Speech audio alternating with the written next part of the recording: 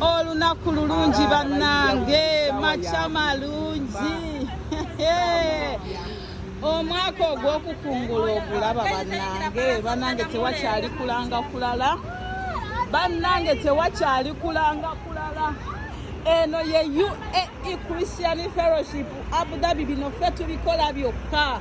wano mu Abu Dhabi bino ffe abakola ki ffe ababikola bannange basi yaffe yatuuse that the giant lion bus is already in the house nga bwe nabasuubiza nabagamba nti ku mulundi guno njagala mbaleetere basi zineno zilinki ezigenda eddokola ezepokopoko ezefotofoto njagala mugende nga muli mu mirembe gyammwe abantu be Abu Dhabi ate nga nnyongera okubajjukiza nti era nga bwe mbayise ku mulundi guno ne mujja bannange n'ennaku z'omwezi Desemba bannange tugenda mu end of year deliverance conference era njagala okubategeeza nti ate Desemba ku mulundi guno wemba mbaleetedde Jaguar pokopoko eza linki kati ku mulundi gwa Desemba njagala kubaleetera nnyonyi njagala mutambulire mu nnyonyi Desemba abanagenda mu conference njagala tusimbe waneeno nga ennyonyi private jet nga yekoze eki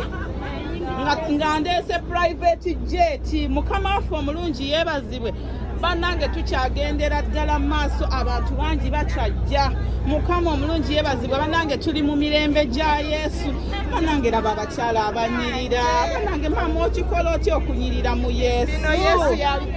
bannange Yesu ebyo byakola bannange baasi agenda kujula abantu bakyajja bakyali bangi bannange twebaza Katonda baddani atuyambye okutuuka wano bannange raba omwana ali simaati maama wange ng'oli simaati omuyimbi bannange akaana kali simaati oh my God nzikiriza nkuwehanga bebi wabali kunyirira mu Yesu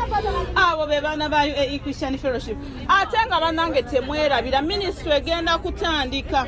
we positioning oli asho oli mu media oli intercessor bannange kyonna kyosobola mujja tuweereze Katonda the door is open oluggi luggule buli omu kyosobola okukola mama wange oli mwegayiriza oli aposo oli musumba oba oli muyimbi nakinku maama agambye yonna omwoyo omutukuvu maama oyagala kubeerawa musumba mwegayiriza omusumba twafunye dda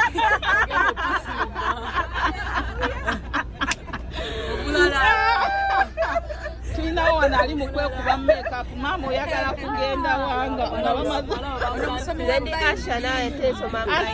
maama ate ogenda kubeerawa naye musumba yatuse abasumba nga muli bangi mwena omusumba Beatrice mukama yeebazibwe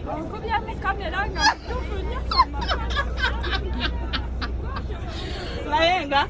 this is how we do it in Abu Dhabi. Amazima gali nti mu Abu Dhabi ekitugatta kwagalana. Ekitugatta mu Abu Dhabi kwe kwagalana. We are always happy era tusanyukamu. Tuli waneno ne administrator waffe omukyala. Mama baako kyotugamba. Kiki kyotuteekateekedde? Bannange. Yes, yeebazibwe agulumizibwe bali kwagala UAE Christian Fellowship Abu Dhabi amina bannange nsuubira nti omwoyo omutukuvu leero agenda atukolera ebyamagero nzikiriza olw'ekisa kya Katonda naawe yonna gy'oli manya nti UAE Christian Fellowship Abu Dhabi egenda kutandika very soon ennaku 3 Novemba tobulawo byebyo bamikwano macha malungi temwerabira nnyongera okubajjukiza Senior Asha waali mwami Katerega waali Sister Sarah waali mukama mwesigwa